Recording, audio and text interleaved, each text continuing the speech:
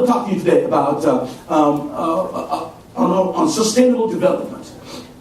I was maybe a couple of months ago now, Brother Pat and I, Pastor Neil, his wife, and my wife, we were in Nepal. And on our return, we were on these Yeti Airlines, and coming back. And there was a brochure of the Yeti Airlines, and one of the brochure had, it was Sustainable Development Goals for different areas of the community, for the poor, for the poverty, for helping the people, of even saving electricity and all that. It's basically ideas. Many of these NGOs and government bodies, they use this idea of sustainable development in their how to sustain things, not just to helping them on one-off, but how to help them on a continual basis. Okay, and when I thought about it, I think I turned around and looked at you and thought, that's a great thought, and it just reminded me. And I thought how much we need in church sustainable development. We need a sustainable development in church and in our Christian life too. And the thought has been on my mind for the past couple of months. And I sit at the brochure and I have it with me. And this morning I was looking at it. And I want to look at today is many times we accomplish something, we achieve something in life, but it's not sustained. It is not developed for more than what it is right here, right now. See, many times God gives us, maybe you might be familiar with this thought, maybe that God gives us a moment so that we can have the momentum. But what happens is, with that moment, we stop.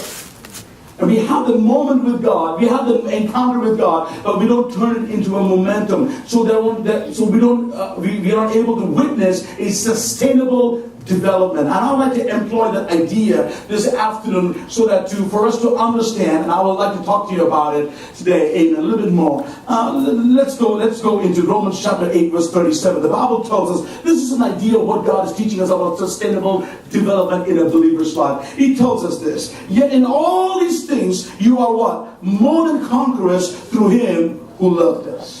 We are more than conquerors. The Bible says we're not just conquerors, but we are more than conquerors. Once you've conquered, it's not over. You're going to be continuously, your conquering is going to be sustained. It's going to be developed. We are more than conquerors. See, we know how to conquer, and to conquer something is okay and it can be done. But to live it, to sustain it, to develop it is a challenge. Are you with me so far? Okay, good. Because I don't want to lose you too early. Amen. So I want to build up the start idea. So in all these things, we are more than what? In the context of what is being shared right here, in afflictions, in distress, and all kind of things that we go through, we are more than that. We are conquerors, but we are more than conquerors through Him who loved us. The Bible tells us that we are not only conquerors, amen, but we are more than conquerors. What does it mean? It simply means we are more than fighters. We're not only fighters, but we are builders. That's what it means. Yes, we need to fight the good fight of faith. We need to fight for our loved ones. We've got to fight for our marriage. We've got to fight to stay in a job. Yes, we need to fight in things that we need. The Bible tells us. But the Bible tells us we are more than conquerors. But the question is this: once you have conquered, what's next? Once you've conquered, what's next? Once you've achieved, what's next? Sustainable development. Once you've conquered, yet in all these things you are conquerors. No. Yet in all these things you are what? More than conquerors. Sustainable development. Amen. So once you have fought, you have conquered, what is next? Some people are great fighters, but can they build? Family, business, relationships, church. We can bring people to Christ. Yes. But can we build it? No.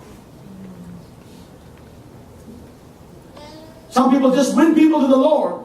They stop right there. The next step is to build them. Sometimes that's a harder part to do.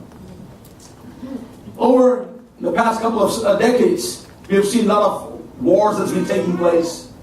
I remember the Desert Storm, and I think it was the Bush administration during the time.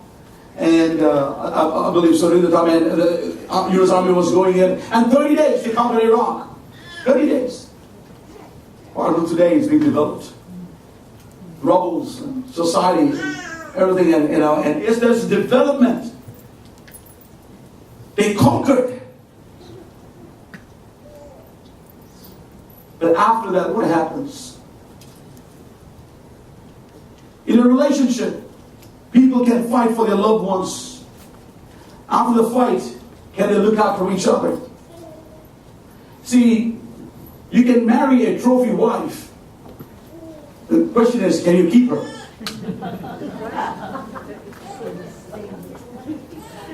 Think about it. Well, I want to marry a woman. She's got to be this, she's got to be that, and all that. Yes, chances are you'll probably win her over. The question is this, can you keep her? She's going to cost you. Can you build upon it? Isn't it amazing? A guy who was popular in school that you grew up, and how he, handsome, tall, and sporty guy, and everything, and popular among people, and he could have been a bad guy necessarily, but he was a popular guy. And he had this girl, and he won this girl's heart, and she was a popular girl, and all that. And you guys, and you're like, wow, I wish I was like him. Oh, I wish I had a girlfriend like him. And eventually, they got together, finished school and all that, and they got married. And next thing you find out, hey, how's that? Those guys in school, oh, they're divorced. Don't you know that? Oh, really? I mean, as quick as they got married, they got divorced? Yes, because he was a good fighter. He was a terrible builder. Whereas somebody else, he looked like an ugly duckling. And he's married forever. But this guy, maybe not be a fighter like the way he was, but he knew how to build was what he had. I want to think, what I'm sharing with you today is something for you to think about. Because I want to help you to have something sustainable. Young people, I want you to hear this. Because what you are building upon in your life has to be sustained. Not for today alone, not for tomorrow alone. You need today, you need for tomorrow, you need tomorrow. For tomorrow needs today. And today needs tomorrow to build upon. Amen. Amen. Okay, so please stay with me. A business. People can fight for the survival of their business. Can they build it? See, Steve Jobs could be a great mind.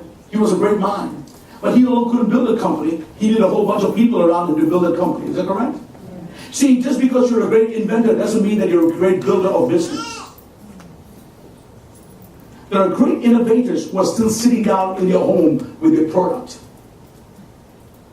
But there are guys who are not good inventors, are not good creators, but they're good builders. They know how to build a business, and they build business with nothing. They just knew how to do it. Are you able to follow me? They know how to fight it. Fight for their business. Survival of the business. They fight for it. But once they fought the business to stay alive, to keep the business above the water, head above the water, but they couldn't sustain it. What do you do next? Families can fight for each other. After the fight, you build.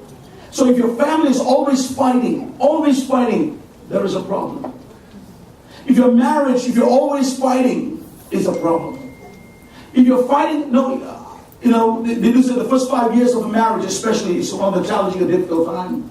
If you're still fighting about the same issues when you were fighting about the first 5 years of your marriage on your 20th, 30th, 40th year, it's a major problem. Really it is. There are other things you can have misunderstanding about, and you have issues about that. You can argue and do all that. That's a different story. But if you're fighting about things, the very old issues, then what's happening is your marriage is thriving through stress, through pressure. You're not able to build upon it. Always fighting in the family, always relationship fighting. You come in the house, there's fighting. There's always arguments. Every time, family atmosphere, marriage atmosphere, relationship atmosphere. Let me tell you, those relationships can never be enjoyed. You've got to learn to build upon what you have fought. Amen? It's important to fight. God is a fighter. He has fought for us. Hallelujah. He has fought for us. Jesus went to the grave. Amen. He took the keys from the hands of the devil. But this didn't stop right there. I'm giving you salvation at the end. No. I have come. What did Jesus say? To give you life, and life more. That's sustainable development. Not just to get you saved and just go to heaven. No, no, no. I'm giving you tools, equipments for you to live on this earth, to live an abundant life, to live a blessed life. See, even in sports, for instance, a team can become a champion of a season. But the question is, can you stay as a champion? That's why a championship team will always be champions, even if they're not champions. Because they have a champion mentality. A few years ago, there was a team called Leicester. A few years ago, right? And they won. I mean, I don't know whether they've ever won it all. Can't remember. You know, maybe 60 years ago, they might have won something in football Premier League, English Premier League, and they won. And it's a one-off. Yeah. That's all. Because the thing is, it was, nobody ever thought, I mean, the odds were at the beginning of the season 5,000 to 1. So if you put your money on that, you would have made a lot of money on that team that season. You know, and that was the odds against them, and they won. And you know what? They have not won anything since then. See, it's like, you know, to understand they've conquered, but how do you stay? That's why a championship team always have a championship mentality. They know how to stay on top. They know what to do, what needs to be done. So it's the same with us in life. And also for a church can go through challenges. We can fight and we can do all that. And we can fight for the things of God. And when the enemy comes in and do all that, that's great. But once we have done all that, how do we build? And the church is always fighting. You know, sometimes I met people, especially pastors and leaders, oh, our church is going through this spiritual warfare. Our church is going. I said, 365 days they're going through spiritual warfare. I mean, that's a trouble. That's a problem. Year after year, you're going through spiritual warfare. That's a cause for concern. People say, no, I think we're really going to new territories. That's why. I said, you telling me that means we're not going to new territories? I said, I live in one. No, I said, the things of God. I mean, the things of, you're telling me this because you don't see every time. What's happening? Oh, the devil is really hitting us. Oh, the devil is doing that. Oh, every single time. Look at Israel. Was Israel fighting every single time? Every year?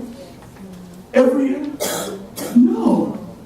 There were times, 40 years there was peace. 20 years there was peace. There was time for fighting. There was a time for coming against the enemies. But God also, the Bible says, God gave them rest for 20 years. 40 years. There's a time of rest. Let me tell you something. No church, no person, no human being can ever exist in just fighting alone. It will vex you. It will tire your mind. Your body will give up on you. And just like I told you about the communion, you want to walk out of your own home because you're so tired. So no church can exist in just fighting all the time. Amen. Just because, and something, that means there's something wrong in it. I said, hold on a second. You can't be having spiritual warfare 365 days times 10 years. There's something wrong with you. Don't put the blame on the devil. Come on. Yes? Maybe there's something that you're not doing right that the devil is taking advantage of. Think about that for a moment. 1 Corinthians chapter 3, verse 9 and 10 tells us, you can follow with me on the screen, for we are God's fellow workers, you are God's field, you are God's building, according to the grace of God which was given to me. And see what he says, as a wise master builder. I have laid the foundation and another builds on it, but let each one take it how he, let each one, I know the words are quite small, can we read verse 10 together? Okay, at the count of 3. Ready? 1, 2, 3. According to the grace of God, which was given to me as a wise master builder, I have laid the foundation, and another builds on it. But let each one take heed how he builds on it. Tell the person next to you, take heed how you build on it. As a master builder, as a wise master builder, the question is this: how are you building? If you always are on financial crisis, can I tell you a truth that's going to set you free? There is a problem. Every month you're in crisis. Every month you're short. For the past 25 years, there is a problem. If it's a one-off, it's a certain season, it's a few months, you're really tired, your budget and a lot of bills came up, we understand that. But it's always, if it's continuously, you're living like that, You're building something wrong. Oh, praise God, God help me. Oh, praise God, every month. Oh, praise God, I was under. Oh, praise God. No, hold on a second. God wants you to build on what you have. I'm not saying that you shouldn't have a problem. No. Problems will come. Challenges will come. They come to pass. There is a time for us to fight, ladies and gentlemen, but there is also a time to build. As Christians, we are to be builders. We are to be builders. Say this after me, I'm a builder. I'm a builder. Amen. I almost so tempted to bring Bob the Builder out.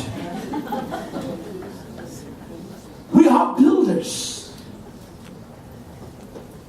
Why is it the guy he has his wife and the trophy wife, all the guys, his friends are so envious about him, and after a few years, the relationship doesn't work. Because he knew how to win his heart. He knew how to win her heart, but he didn't know how to build her up. Just because you conquered doesn't mean it's done. The question is, next. See, when I was growing up as a teenager, a young person, and when we shared about different things, some of the older ones, they will always ask, so what are you going to do after that? I used to get angry. I used to get frustrated. So what are you talking about? Why can't you encourage me? Says if we're going to grow older, we're going to understand a little bit more why they were saying that. Because they were teaching me, whatever I did, do it for the long term. Do it for the long haul. Not just here today and gone tomorrow.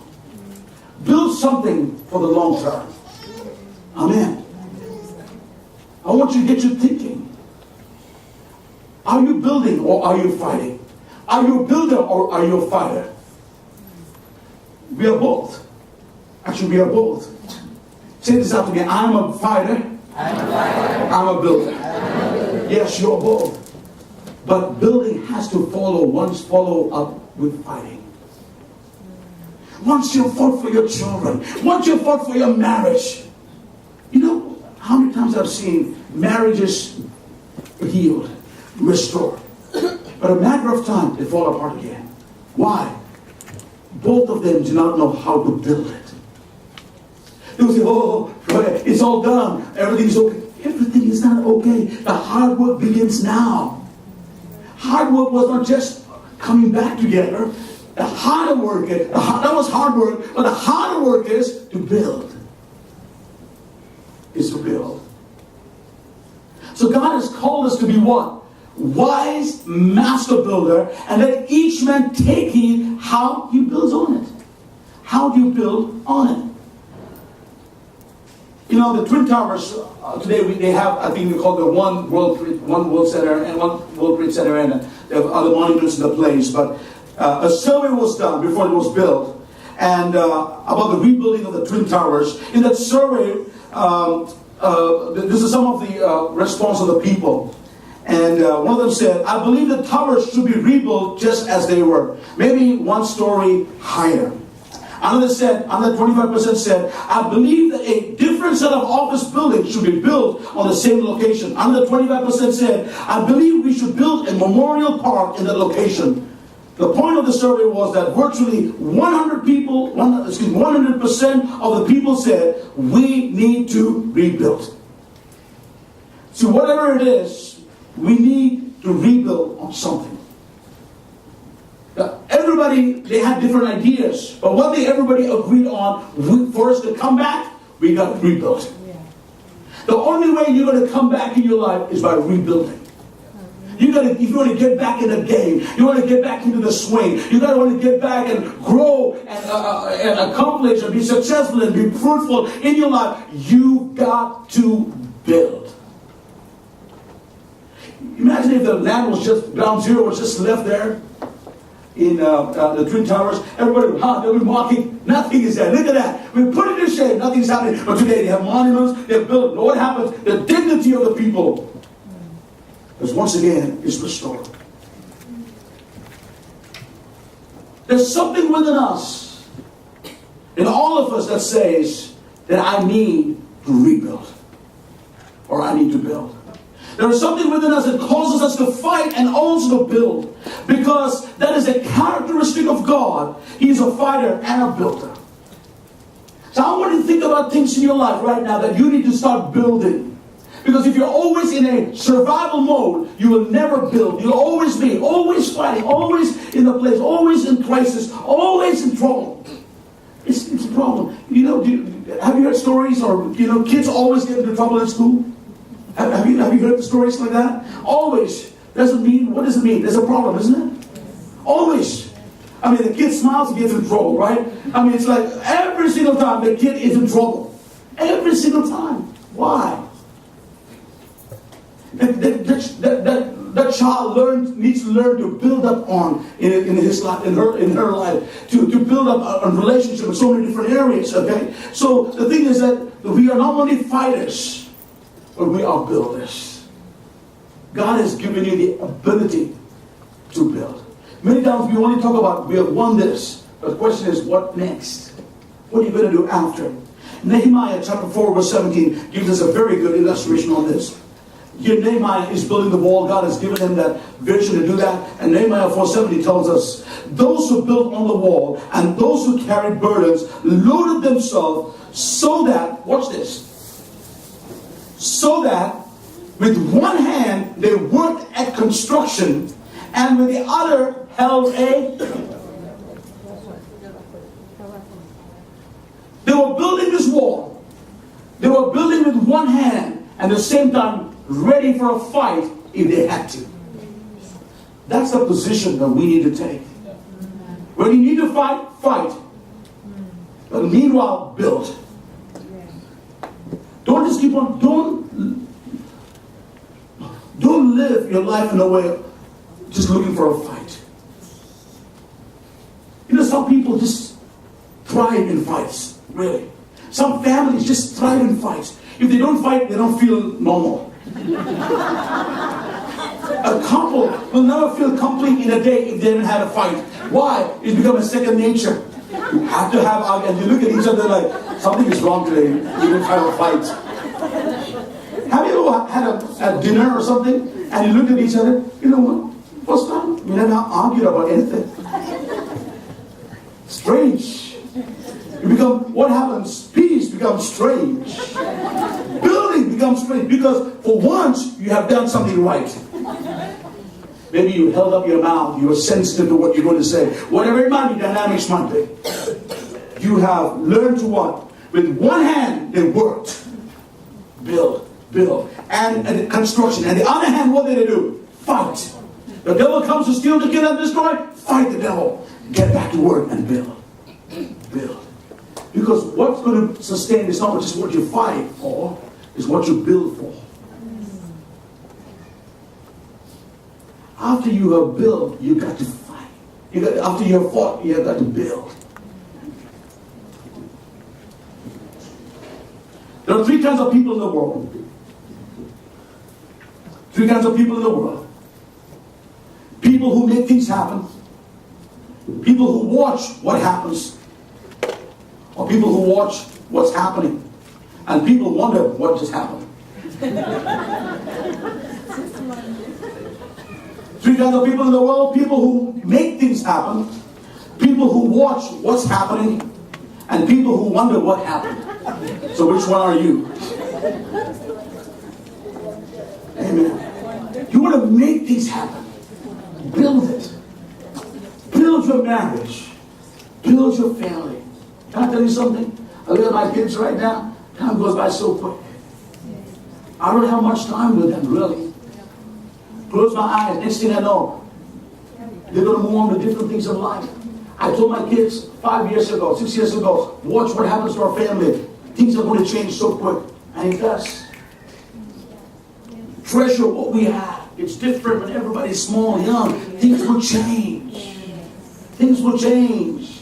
You have your meal time. Treasure your meal times. There'll come a time not everybody's going to be showing up at the dining table. Amen. It's David and Pat right now. Once upon a time it was 3, and then it was 4, and became 3 again. His son was married, and became 2. Now being a 2 for a long time. Now suddenly it becomes with a daughter-in-law and your grandbaby, so there's like 5, 6 now sometimes, and those are not everyday moments. Those are special moments now. and things will never be the same again. And it changes so quick. But what you have at that moment of the 3, of the 4, what you build in the conversation during your mealtime is what's going to sustain. It's what's going to remind them that I need to have a mealtime together as a family. So you tell your family that when you have your own family, everybody get you right now. I am busy, not now.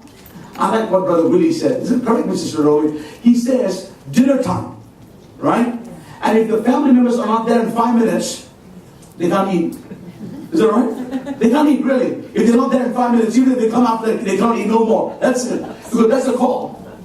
At least you're not respecting the voice of authority. See, and I'm pretty sure they got 4 sons, and so a few of them are married already. I'm sure they're going to bring that into their families too. Let me tell you, parents, we don't have time on our side to build our children up. Dennis, that's including you. You got young kids. You don't have much time, really. You have only 2 years. You know, they're going to grow up so quick and everything, and in the midst of all that, arguing with you and telling what they think and all that, we don't have time on our side. Well, my kids are young. No, they might be young, yes. It might seem like forever they're going to be teens. No, let me tell you, time is going to fly so quick. And you wish you instill a few more things which are sustainable development in their life. Sustaining what you have. Sustaining. We don't have time on our side. But the time that we have on our side, let's use it to build. Not fight. Not fight. If you need to fight, fight. But after fight, kiss and hug and build. Hallelujah. Amen. Make up and hug and do whatever it is and get back to work. Build. With one hand, they build the wall. The other hand, they fight. Not that the enemy was there, they were just ready. Yes. Just be ready. If it happens, you know what? We're going to fight. See, when you build your family, when you build yourself, when you build your marriage, and when things come to fight against you, you got more people fighting with you. You understand what I'm saying? Then you alone fighting. No, hold on. You say, hold on a second. You want a game? You want to fight me? Hold on a second. Let me bring my troop. Let me bring my wife. Let me bring my husband. Let me bring my children. And you have all the little kids, everybody there. Dennis, come on. Now let's fight. Because I got an army with me right now. Amen. Because why? We have built our family. We built our marriage. We built our lives. See, the Jewish city of Jerusalem was destroyed in 586 BC. 140 years later, God raises up a Jewish man in southern western Iran named Nehemiah. And he says to the Jews, with the help of God, we can rebuild the wall. We can rebuild this community. We can become a great nation. Once again, together, we can do it. He said, come on, we are in reproach right now. People are looking down on us. Look at our city. It's in shambles. We are in disgrace. But one way to move forward is to rebuild. Can I tell you something? The only way for you to move forward is to rebuild. Is for you to rebuild. Rebuild. Think about that. You're a master. Be wise. As a wise master builder. Let a man think how he builds his house. Build your house on the sand or on the rock. You remember the story that Jesus shared? One built on the sand and other built on a rock. Do you know both of them heard the same message? Both of them were given the instructions to build a home. But one chose to build on sand, the other chose to build on the rock. The rock building on the rock took time, but it sustained. The other one was rushing too much for a housewarming party and the pressure of people. Oh, I got to build my house real quickly. And when storms of life came, the house was not sustained. There was no sustainable development. How do we build? Even as a church, how do we build our church? It's very important. How we build our church. How has Calvary Church been built? Do we measure it by the number of people out here? There are churches today who are much younger than us. 5 years, 3 years, but they are much more bigger than us in numbers. Really. Some are running in thousands. So does it mean that we are not built right? But can I suggest something to you? Tell me in 30 years. Tell it to me in 30 years. Numbers are good, but numbers can be deceiving. Longevity. Go through a few challenges as a church. Let me see that church is still around. The mark of a successful, of a church that's been built, is a testing time that we've gone through. And through the times of testing, we have learned how to build. By the grace of God. And that's why we can come to the 30th anniversary in October. I think it's worth giving God some praise and thanks for it. Amen.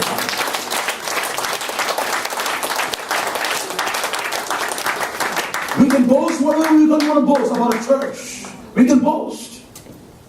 But test of time. What are we feeding? What are we giving? How are we building? Will show what we are made of. But why do we need to build? See, if we are always going to keep fighting, we'll always be on a survival mode. And God has called us to be more than that. Scripture once again tells us that we are more than conquerors. Amen. You know, I want to bring this thought just out to you about poor versus poverty. I believe, let me make this statement and now let me just clarify that. Let me expand a bit more on that. I believe in helping the poor, but not the poverty. Okay? I believe in helping the poor, but not their poverty. I want to think about this. I believe in funding the poor, but not their poverty. Poverty is a condition, the state the poor is in. Okay? Let me help you understand this. I believe in helping the drug addict, not his addiction. I believe in helping a person in financial debt, but not helping his debts. You understand? I believe in helping the poor, but not their poverty. Poverty is a state, the condition that they are in. Many times, churches and organizations are very guilty about this. We always want to help the poor because we want to take a picture and tell how much good things that we have done. As the Bible says, don't let your left hand know what the right hand does. That's almsgiving, by the way. But we want to tell everybody, oh, how nice we have been and we have helped people. What you have done, by you feeding their poverty doesn't bring them out of their poverty. By you helping their poverty doesn't help. I remember some time back, somebody asked for financial. I helped this person financially, and after that, they asked, I gave them financial help. I said, no, I'm not going to give you financial help. I've already done that. Seems like you are financial help you need all the time. So I directed them to Pastor Neil. Pastor Neil, help them out, teach them. Pastor Neil said, do I give the person any money? He said, no, don't give them any money. Teach them. What was I doing? I was helping the poor, not the poverty. Not the condition. I was helping the person who's in financial situation, not their debts. I helped them a couple of times in helping pay off the debts, but it's not working, obviously. So if that's not working, we got to change the game, stop. Is that right? We got to change the game. We got to change our strategy, because that strategy, by me helping you, is not working out. So I told Pastor Neil, why don't you teach this person how to get out, look at their finances, have a good examination, and let's give them a new game plan so that they can get out of the mess that they are in. A pastor friend of mine, while I was away, he was telling me about this story, about this testimony, actually. He was preaching one of the sermons in his church, just recently this year, the past year or so. And he was preaching about how God can bless people, and how God can change a person's life. And he's just beginning to preach a simple message like that.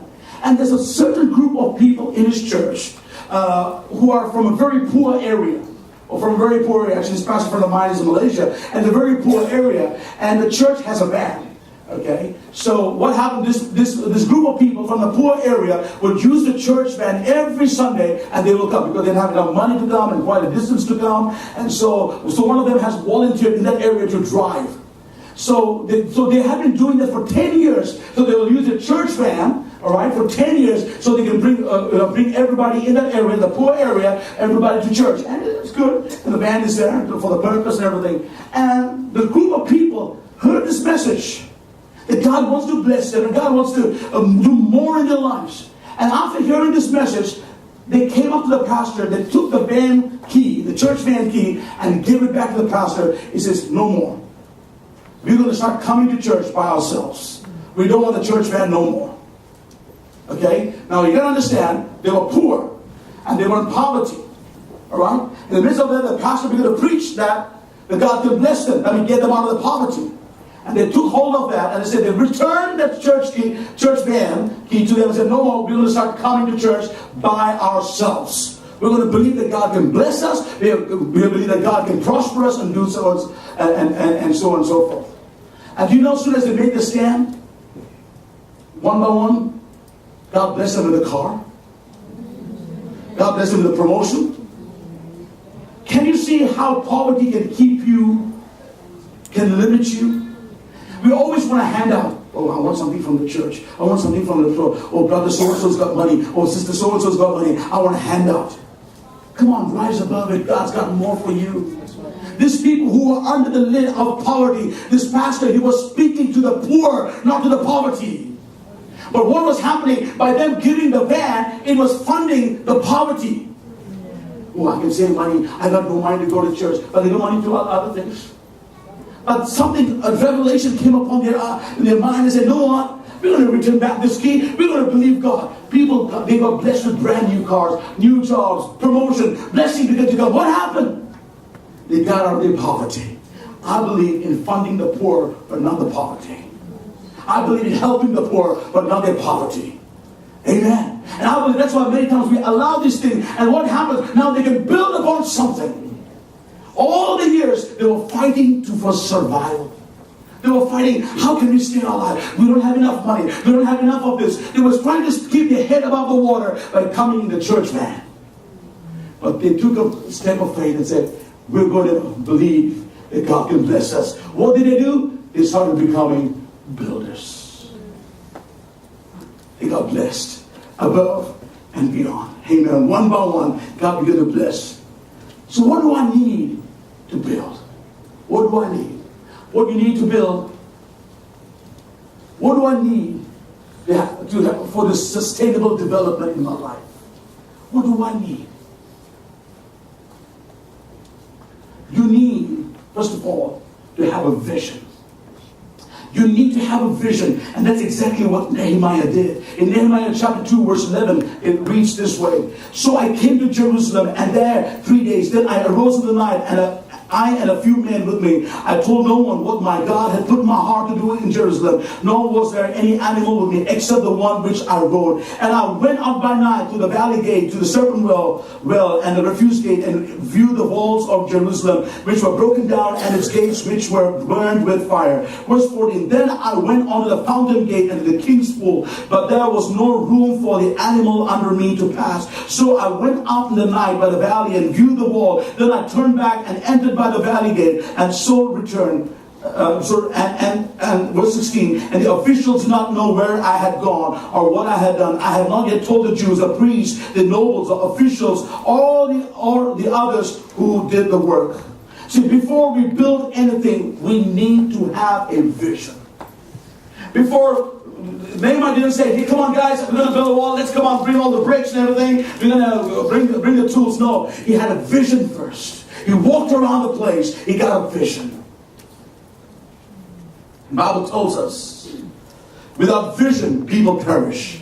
Cast off restraint, that's what it means. That means out of control. The Bible tells us that without vision, people will perish. But if you set our mind to build, you got to have a vision. You got to have a vision. See, I'm not just talking about the vision of Calvary Church, wins, build, and sin. But I'm talking also about a personal level of vision that you need to have in your life. See, in our story, Nehemiah just didn't show up in Jerusalem to rebuild the walls. He didn't just come and say, well, let's see what can I do here. Let me just show up and let's see what happens. No. He came to Jerusalem with a vision, with a plan of action.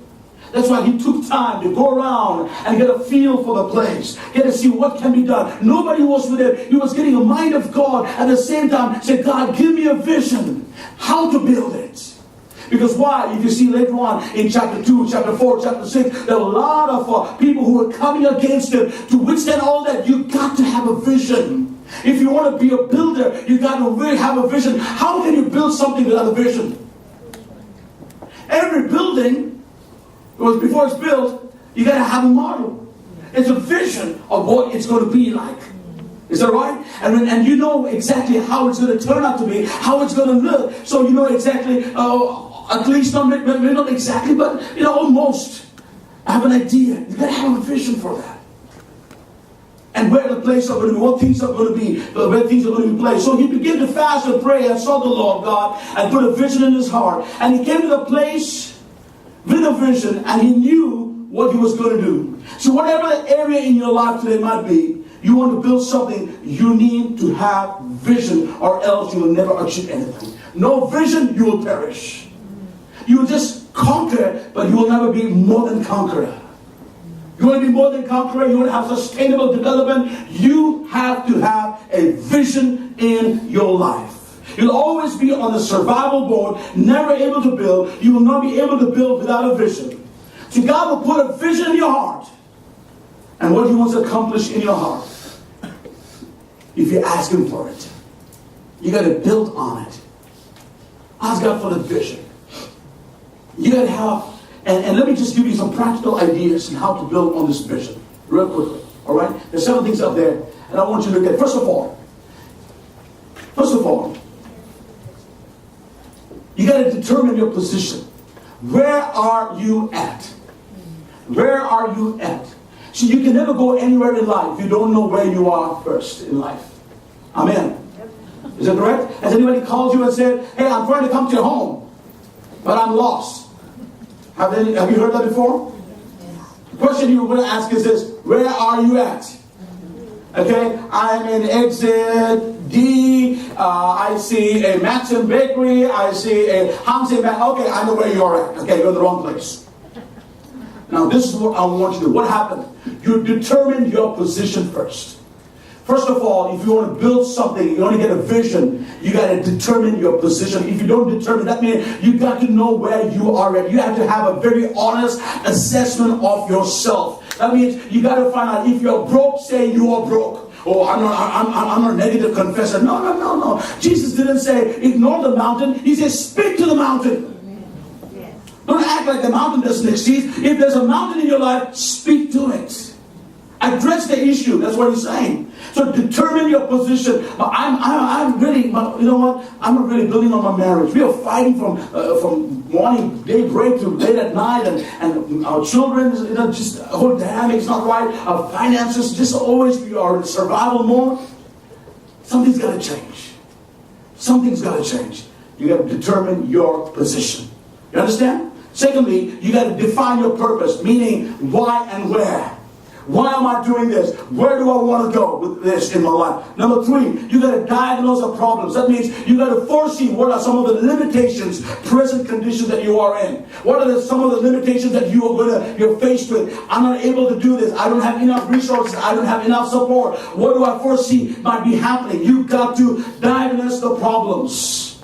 All right, so you can get the help. Number 4, you need to devise a plan, a how to. Remember the woman with the issue of blood? She wanted to get healed. She had a good intention. How many of you know that? But she also had a plan of action. She said, when I get to Jesus, I'm going to press through the crowd and touch the hem of his garment, and I'm going to be healed. She said that. So you've got to have a plan of action. So you need to devise a plan. Number 5, you got to pay the price. You got to be willing to sacrifice. You're not going to build anything without sacrifice.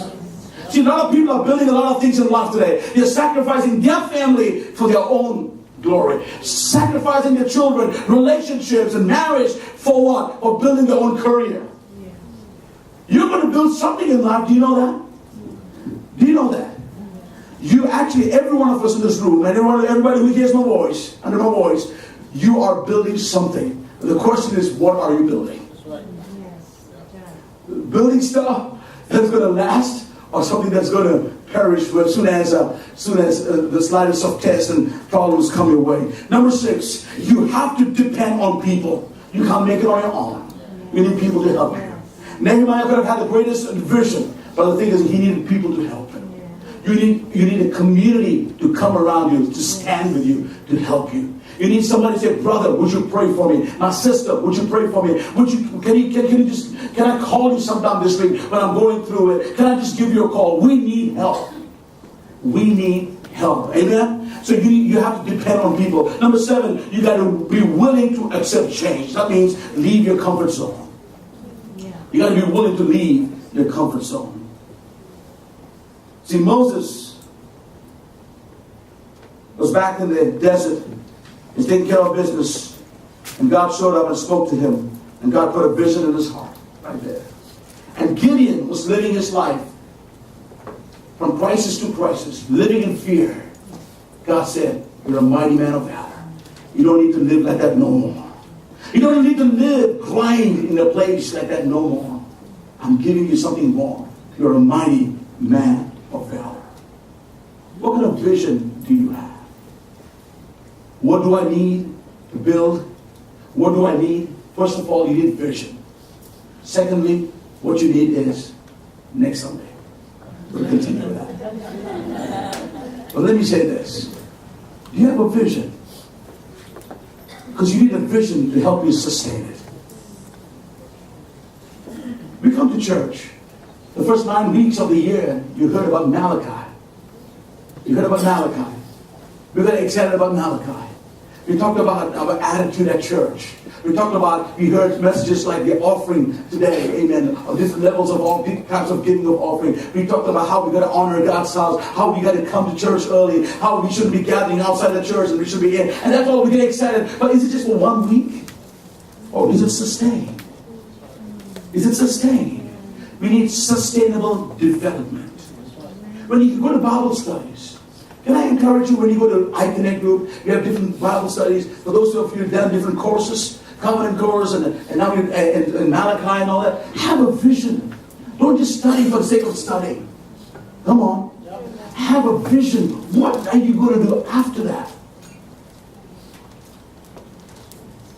Yes? You've got to have a vision. You come to church service Sunday after Sunday, you hear this message. What is this? Can I have a vision? What am I going to do? See, when you do that, what you learn is sustained. Otherwise, what you hear is gone through 1 year and it's out on the other years. You've got to have a vision. That means as you study, whether it's your own Bible study, or you attend a Bible study in church, or iConnect group, or you attend a church service, whatever it might be, say, God, speak to me, that I have a vision to carry out. That means you're being a doer.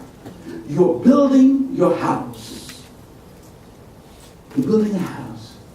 Because the thing is, we just don't want you to be attendees of a meeting, but we want you to be builders. So every time you come to church like today, every time you come to iConnect group, every time you come to any Bible study or anything that you involve, whether it's even if it's the foundational plan, whatever it might be, every time you say, God, I'm building my life. I'm building my life with something good. I'm building my life with your goods to me. I'm building my life with a good foundation. And I know that I'm going to be strong no matter what is going to be thrown at me, no matter what weather conditions I'm going to go, I'm going to be strong because I'm built in you. Hallelujah. I'm going to build through you. Hallelujah. Because your strength is there. The question is, ladies and gentlemen, are you a fighter or are you a builder? I pray that you're both. But my prayer for you is, once you have fought, build. Build. Build your life. Start with that. As an individual, if you're going from crisis to crisis, it's time to take an evaluation. You can't live from crisis to crisis. Even firemen need some rest. They can't be putting on fire 24 hours a day. They will get tired. Even they go back and they rest for a while. Even their job is to put out fire. You can't be putting out fire all the time. If you are,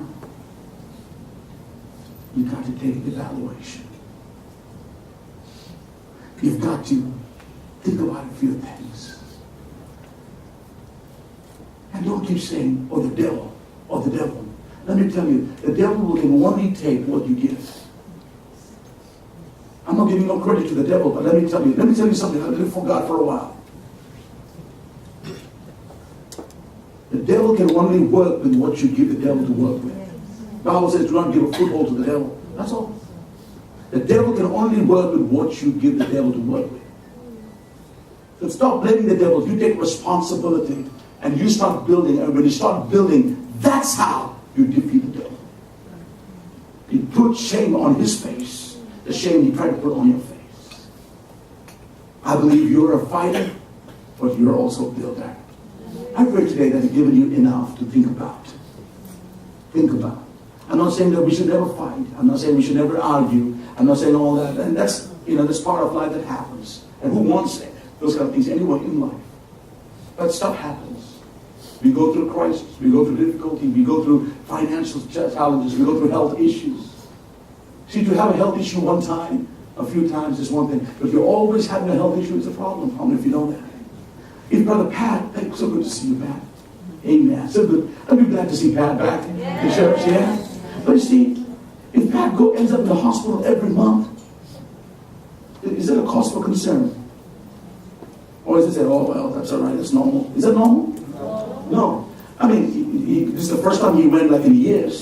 It's a number of years since you went. 2 years, right? 2 years. It happens to stuff that he's been dealing with. But if it happens every month, it's a cause for concern. And we got to say, Brother Pat, we got to really look into this. We got to, there's something more than this. We got to look at all, some lifestyle, medication, and what's going on. You see, and if you are in a place where you're getting sick every single month, have you ever met people that are always sick? 1 week is sneezing one whole week, the next week is flu, next week is a cold, next week is a headache, next week is a migraine, the week after is a back pain, next week, following week is a stomach problem. It's a purpose. I'm like, what are you in need of? I'm like, I don't even know whether I want to pray for you or not, because I don't know whether I want to pray for the next 3 weeks or for right now. Or what you're going to have. I'm letting you know that's a cause for concern. You got to learn to build your life. Amen? Let's pray. Father, I want to thank you for this precious group of people here today. You come to give us life and life more abundantly. The devil comes to steal, to kill, and to destroy. And God, you've given us the strength to fight those things. But God, you've also given us strength to build. To build. To build. Hallelujah.